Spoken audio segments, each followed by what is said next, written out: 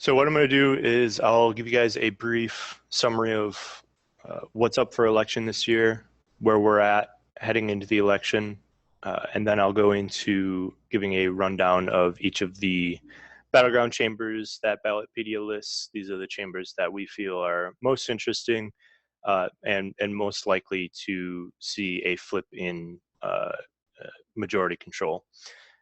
That doesn't necessarily mean that they're the only states or only chambers that can see a flip, just the most likely. Okay, so jumping right in, we have 5,923 of the country's 7,383 state legislative seats up for election this year. That 5,900 number includes special elections that are being held on November 8th, where, in a chamber that has other regularly scheduled elections. It does not include states with special elections that don't otherwise have elections. So we have 83 chambers with elections in 44 states, and it should be noted that of the nearly 6,000 seats that we do have up for election this year, just 3,400 of them, about that much, have two major party candidates running in the general election, so a Republican and a Democrat facing off. What that means is that about 42% of races have effectively already been decided. That does not include anything about third-party candidates facing off against Democrats or Republicans. Heading into the election, 68 chambers are under GOP control, while Democrats have majorities in 30 chambers. Attributing vacancies to the party that previously held the seat, Democrats control 3,186 seats, and Republicans hold 4,161 seats. There's 36 third-party or independent legislators, not including those in Nebraska. We actually include the folks in Nebraska in the Democrat and Republican totals. All right, so jumping right into the battlegrounds, we have 20 chambers that we list in 13 different states. Of those 20, 13 are Republican battlegrounds, so Republicans currently control them, and 7 are Democratically controlled currently. Our first state, Colorado, we list the Senate and the House. Republicans hold the Senate by 1 seat. Democrats control the House by 3 seats. Both chambers are in play. In the Senate, the two most vulnerable districts there are currently held by Republicans. And in the House, more Democratic incumbents were term limited this year than House Republicans. And you actually have almost 4 times as many Democratic open seats than Republican open seats. And open seats are where you have no incumbent running for re-election there. So it does make the seat more vulnerable to flip. In Iowa, we list the Senate and the House. Democrats control the Senate by 3 seats, and Republicans control the House by 14 seats. In the Senate, there are no open seats where Republicans have the opportunity to make gains. That means is that they'll have to defeat Democratic incumbents to do so. Democrats are fielding 28 unopposed candidates in the House, while Republicans have 17 unchallenged candidates. You also have more Republican incumbents who retired this year, leaving those seats open and vulnerable. In Kentucky, we list the House. Democrats currently control the chamber by 6 seats. There are 66 districts with general election competition, which is quite a few. 14 of those seats have held competitive elections in recent years. So that would be within 5% margin of victory. In Maine, we have the Senate and the House. Republicans control the Senate by 5 seats, and Democrats hold the House by 9 seats. There's a pretty high degree of competition in both chambers. Almost all districts have a Democrat and Republican facing off in the general election, and there are enough districts with competitive elections that both chambers could move in either direction. In Michigan, we list the House. It's currently controlled by Republicans by 6 seats. Now, Michigan's the only state where you have 100% participation in every single legislative district by Democrats and Republicans. So you do have a Democrat and Republican facing off in every single district. What's interesting here is that Barack Obama won the state by a 10-point margin in 2012, yet Democrats were only able to pick up 4 seats in that election. What that tells me is that the 9 seats that Democrats would need to pick up to flip the chamber this year could be a pretty difficult task for them. In Minnesota, we list the House. It's currently controlled by Republicans by 12 seats. There are 129 seats with general election competition, and 24 of those have held competitive elections in recent years. So certainly room for that chamber to move. In a possible bellwether, earlier this year, in February, a Republican candidate won a special election in a district where President Obama won with 57% of the vote in 2012. So that could indicate, where the chamber is moving, or I suppose a lack of movement in the chamber if that carries over into other districts. In Nevada, we list the Senate. Republicans control the Senate by 1 seat and the Assembly by 7 seats. Now, we don't list the Assembly, but I do want to certainly mention it because it is, at least to some degree, in play. The Senate is most vulnerable here, and although there's only a few competitive districts in the chamber, Democrats are targeting the 2 seats without Republican incumbents running there. The Assembly is also at risk of flipping, and it does have enough competitive districts to make that a possibility. So I do at least want to mention the Nevada Assembly. In New Hampshire, we list the Senate and the House. Republicans currently control the Senate by 4 seats and the House by 76 seats. Now, the 76 seats might sound like a lot, but it is a 400-member chamber, the New Hampshire House of Representatives. And that chamber has proven to be, since 2010, one that it's just flipped every year. So in 2010, Republicans took control of the chamber after that election by well over 100 seats. In 2012, Democrats took it back. They had a 40-seat majority after that election. And then in 2014, Republicans again took the chamber back and ended up with a 75-seat majority. So just with special elections and changes, we're at 76-seat majority for Republicans heading into this election. The Senate, Republicans took control of that chamber in 2010, and it's stayed red since. So it's a little less flippy like the House.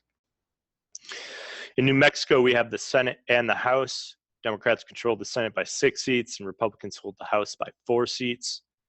In 2014, Republicans flipped the House after more than 60 years of solid Democratic control. Both chambers have enough competitive districts here to allow for movement and partisan control of the chambers. In New York, we list the Senate.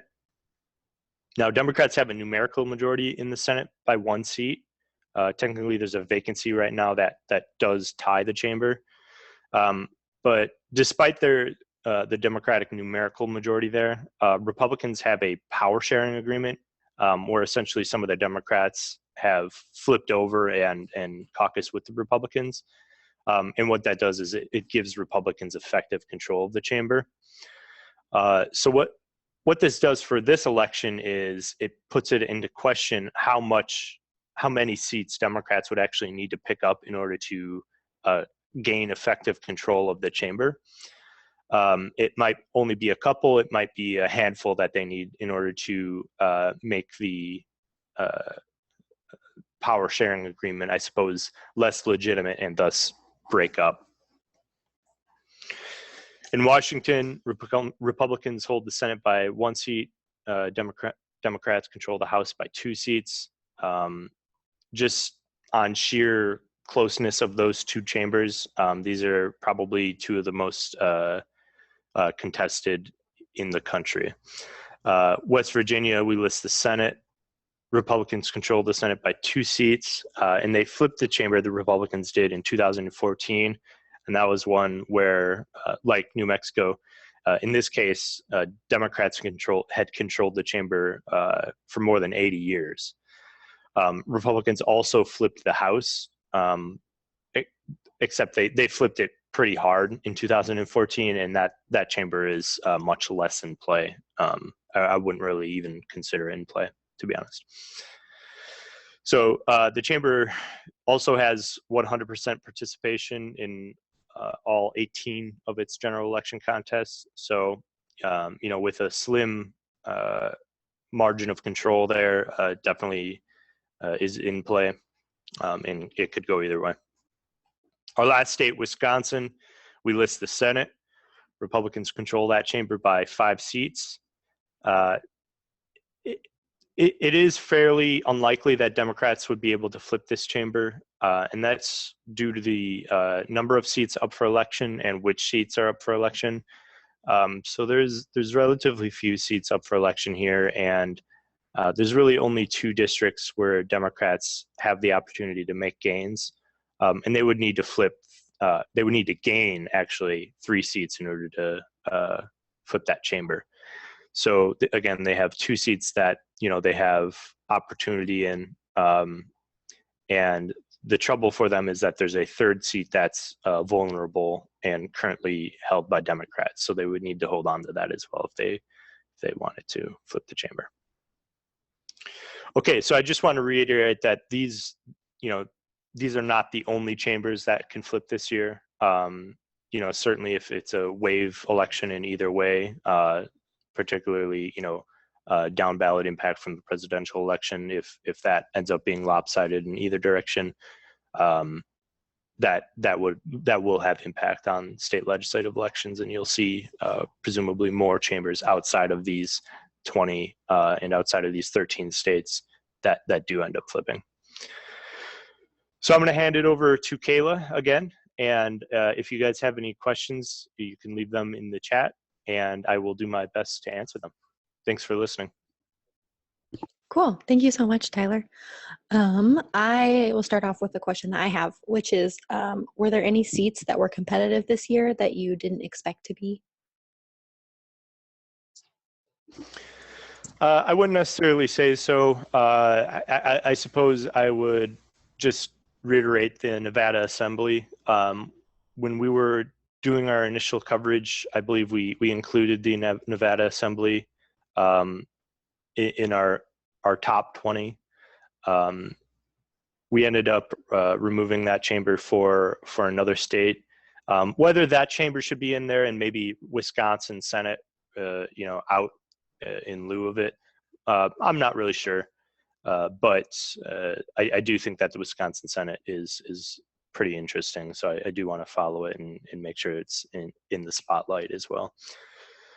So I guess that's not really one that surprised me, the Nevada Assembly, but it's I guess there's not much that has surprised me here. When you look at these 13 states and 20 chambers, once you get outside of these 13, certainly when you get past the, if you were to call them the top 20 states, if you rank them by competitiveness, after that point, there's it's very obvious, where the chambers are going to go. You either have a very red or very blue state, essentially. So no real surprises there. Cool. And then we have a question from someone in the audience. Are there any chambers vulnerable to flipping that neither Democrats or Republicans are targeting? That's a good question. I would need to, just to be as clear as I can, I would want to reference, we do keep track of the Republican targets and Democratic targets. I guess if I'm not aware of any that aren't listed by Democrats or Republicans. And when I say Democrats or Republicans, I'm referring to the Democratic Legislative, the DLCC and the RSLC, which are essentially the national groups that try to, further their party's interests in state legislatures. I would want to reference that, and I'll do that, and I'll try to get back to you, but I'm not aware of any that aren't targeted. If I were to, summarize each of the parties, specifically the Democrats, when the Democrats released their target chambers list, my understanding is that those were chambers where President Obama won the state in 2012, but the one or both of the legislative chambers are held by Republicans. So there might be some chambers that they noted, at least in that first list of chambers early on, that aren't really viable options. I think they might have included like, I'm not sure, but I think that there were some chambers that were really not competitive at all. They were just kind of pointing them out. So, but I wouldn't really consider that to be exactly what you're asking. So I will, if I could get your contact, or if you could send that to Kayla, I'll get back to you and just confirm your question. Cool. I think I actually have your email from the registration, so I'll pass that along to Tyler. Great. And then we have another question. Tyler, what would you consider a wave election? What vote ratio are you thinking of in a wave? Above 60? Well, when I refer to a wave election, really what I'm thinking of is one that matches or comes close to matching the 2010 election. So what happened in 2010 is Republicans put a real emphasis on state legislative elections. It's not really something that had been done previously, at least not to the degree that the Republicans set out to go for. And what ended up happening was Republicans picked up more than 660 seats in that election. So I would consider like it nationally a wave election, one where I guess probably one party picks up more than 3, maybe 400 seats. There's not a specific definition for what a wave election is, but that's what I would consider it to be. And obviously also, if they're picking up seats, they're going to be picking up chambers as well. So in my mind, that's what I see it as, is an accumulation of how many seats they pick up across the country. And again, about 300 or 400 is what I would consider to be. Probably I'm more closer to the 400s and is what I would consider to be a wave election. Awesome. It looks like those are all the questions that we have. So unless anything pops up in the next minute, we can end early. I just want to thank everyone for joining us and for your questions. Those are all really interesting. If you have other questions that you think about later, please email us. That's editor@ballotpedia.org, and we can forward that on to Tyler. We're also on Twitter @ballotpedia or facebook.com/ballotpedia with other questions. And then tomorrow we will be having another webinar about congressional battleground states. It'll be at the same time, and the registration link is available at ballotpedia/events. And so hopefully we can see that. Oh, good. Another question. Are there any vulnerable chambers that strike you as particularly important for redistricting control in 2020?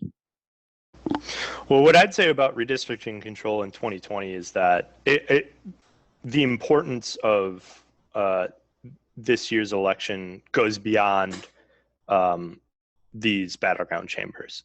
So the way I look at it is the 2016 election is setting the stage for the 2018 election. And the 2018 election really is the one that sets the stage for the 2020 election. If you put it into the context of if you consider the presidential election, whichever party wins this year is likely to lose seats down ballot in 2018. That's just the trend that's been pretty consistent since World War II. And what that does is, let's say Democrats win this year. If Hillary Clinton wins the presidency, it's likely that, like I said, Democrats, so they would presumably, pick up gains, and, since there's nowhere to go but up for them, they would probably pick up quite a few legislative chambers and overall number of seats. But they're going to lose a lot of those in this scenario in 2018. And that puts them in a tough spot because 2020 is so important, and the 2018 election really does set the stage for that. So, and again, the 2016 election also sets the stage for the 2018 election. So it's kind of this chain of events sort of deal. One other thing I guess I would say about the presidential election is, this year you have presidential candidates with, the highest unfavorables that we've seen. And if I were to make a prediction there, it's that whichever candidate is elected to president, there's, that level of unfavorability is not going to cease. And that's going to carry in all the way to 2020. And so what could happen is not only does the president's party, the party of the president, do they lose seats in 2018? There's also the possibility that the 2020 election, just based on how unpopular these candidates actually are, it's possible that, and I don't see that, just continuing.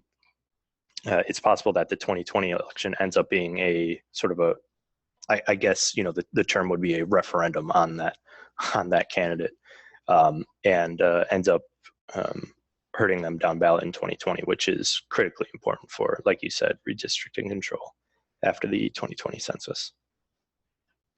That's all, really complex, long ball stuff. That depends on a lot of scenarios happening and a lot of things not happening. So, but it's an interesting thing to think about. Cool. Yeah, that's great. I wish we had Jarek on here, and then we could really get into the nitty gritty of redistricting. Cool. Well, thank you all so much for joining us. So please email us if you have other questions that you think about later in the day. We'll do our best to answer those. And then hopefully we can see some of you tomorrow at our last webinar of the series. Oh, and then we will be doing some webinars after the election. So the day after the election, we'll be doing a webinar in the morning on congressional results and state results. And then 2 days after the election on the 10th, we'll be covering local results. So follow us on Twitter or wherever, and we'll be tweeting out the details about those. And thank you all so much for joining us. We appreciate your time. Have a good day.